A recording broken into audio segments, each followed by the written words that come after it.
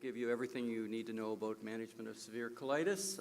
So we've heard about the case, patient who was originally managed with 5-ASA, moves on to steroid therapy and then develops symptoms of actually severe colitis with elevated temperature, multiple loose bowel movements with bloody bowel movements more than 10 daily. You evaluate her, do the really essential test here. Initial test is really excluding C. difficile and enteric pathogens. So these are her admission x-rays.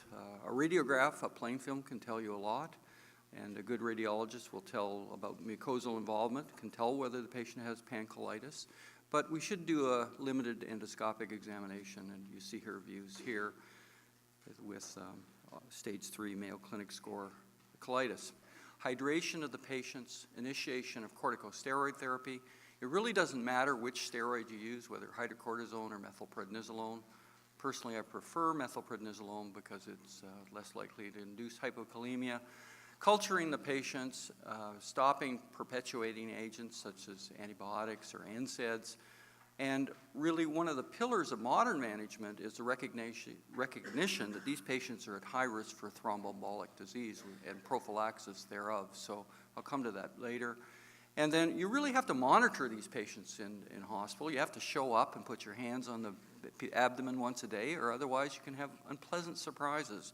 If they're on high-dose steroids, they can mask intra-abdominal perforation and problems that way. And then I've alluded to a flexible sigmoidoscopy to stage the illness and, importantly, liaison with your surgical colleagues. So all these patients should be seen by a surgeon. Most of these patients will have Mayo 2 or 3, and more importantly, beyond the Mayo score, if you have severe deep ulceration, such that you're seeing down to muscle, that is a very poor prognostic factor. And so it's really valuable to perform a flexible sigmoidoscopy, to get biopsies to exclude CMV, and to stage the patient and get a sense of what you're dealing with. So our patient, we start on methylprednisolone, do the usual things, and she gets the inevitable CT scan, which confirms what the plain film showed, that she had pancolitis. 9 bloody stools. CRP's high, that's not a good sign. And so what next? Well, rescue therapy. So when are you going to use cyclosporin or infliximab in these patients?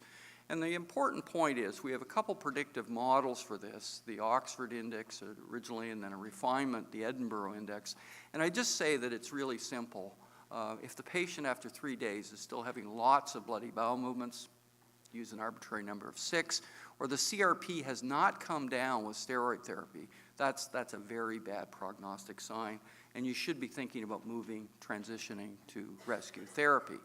So the takeaway message from the medical side is don't use sequential therapy, that essentially adding multiple rescue therapies just increases the time on drug therapy, and it's problematic. So going back to this case, we have successful initiation of infliximab, and the patient did quite well, as evidenced by her CRP reduction and clinical improvement. You can use CRP, it's a very effective biomarker for TNF because it drives IL-6 production, which in turn drives CRP, and CRP has a very short half-life. So this is a very dynamic marker. If you see the CRP coming down, you're winning. If it's continuing to stay up or it rises, you don't have adequate control of the process. So I think I've just given you the brief tour. I've given you criteria for defining the disease. If you have multiple criteria, the worse you are, the higher your morbidity is. And the point, if you're going to use salvage therapy beyond corticosteroids, you use it at day 3.